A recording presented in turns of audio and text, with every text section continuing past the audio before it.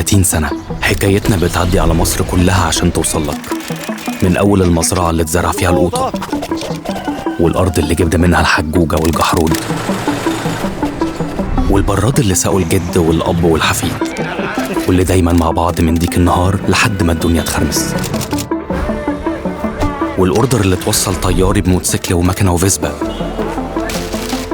حلوة علولة، واللمة الحلوة اللي في كل زنقور، أيوه على الطعامة، والصحبة في كل ناصية، والزمايل اللي جم الجامعة علينا لحد ما بقوا أكتر من عيلة، واللي فضلوا ظهر في ظهر مهما الدنيا تشتي تمطر أو ترخ. صاحبي حبيبي فولة واتقسمت نصين.